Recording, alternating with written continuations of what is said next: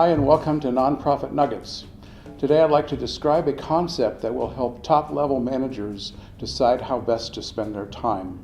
Notice I say top level because this would include not only the CEO but also some senior level managers as well. This is called the Important Urgent Matrix, and I'm going to show you 4 different cells or quadrants and discuss each one briefly so that you can see how to think deliberately and conceptually about the way you spend your time.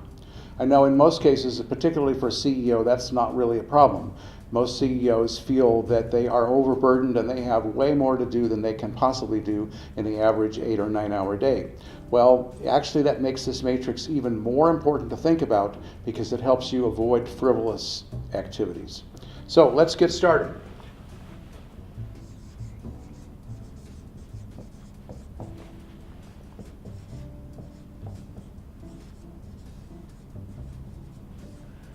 So this is a slight oversimplification, of course, but let's say that we have 2 different kinds of activities. Some are urgent, meaning they really you must devote your attention to them immediately or the opportunity will fall away. Some are not urgent, they can be done next week, next month, maybe even next year.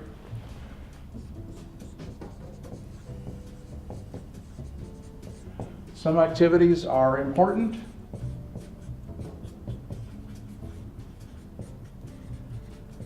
Some are not important. And again, that's obviously an oversimplification.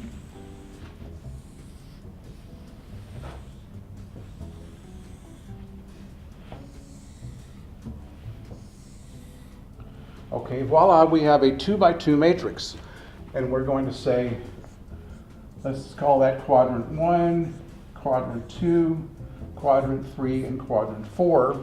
And we can analyze a little bit exactly how we should respond to some of these things.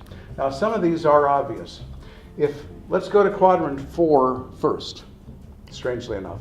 If an activity is not urgent and it's not important, the logical question is, why would you do it at all? So I would say there's not much of a tendency to do things in quadrant 4 when you get to a high-level managerial kind of person. But nevertheless, we want to avoid that. What might that be? I know when I was a CEO, I would occasionally get sales calls that would not be filtered out successfully by my secretary. She was very successful in getting about 95% of them. But every now and then, somebody would want to sell me stock or timber in Argentina or something. And I was like, no thank you, and hang up. Because that was clearly not urgent, it was clearly not important, it was on the other side, and there's absolutely no reason to spend much time there. Okay. Here's a trap. Quadrant 3 is a trap. Things become urgent or they look urgent, but actually they're not very important to accomplish at all. Now, these could be phone calls, other phone calls, unsolicited, that are maybe from employees, from board members, maybe from donors, and you could say, clearly, there's a case that can be made that some of those things are important, but you have to decide on a scale of 1 to 10, how important are they? So if you find yourself doing things that are urgent, maybe the mail comes in, and you feel compulsive that you're going to open the mail. Well, ideally, you'd have somebody opening the mail for you. If you're not that lucky, you can spend a lot of time. You don't want to spend today. I'm sorry, I'm not saying this right. You don't want to wait to open today's mail tomorrow. So it feels urgent because it's today's mail. You're going to get another bunch of mail tomorrow. So it feels urgent. Is it really important? It might be, or it might not be. Okay. Quadrant number 1 is the next easiest one to talk about because there are some fairly obvious examples.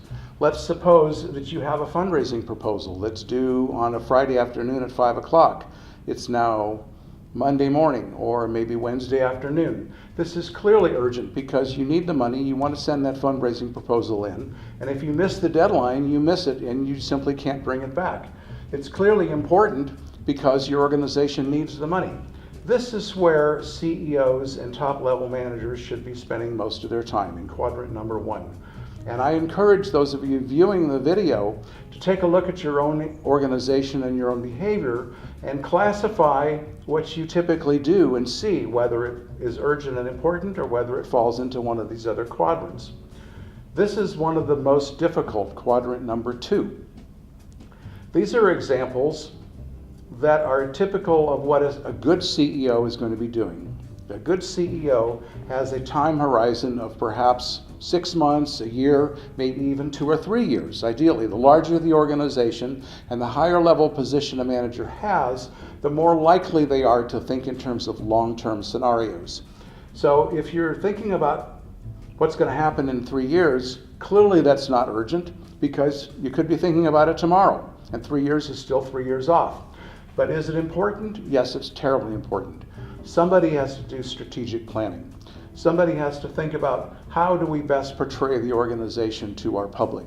How do we develop a donor solicitation system that over 3 years or 5 years or 10 years is going to bring the organization the kind of resources that it really needs?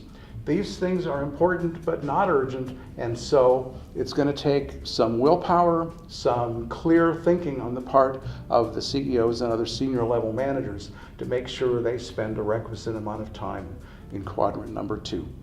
I hope that's helpful to you. Thanks for watching Nonprofit Nuggets. Be sure to subscribe if you're interested. Thank you.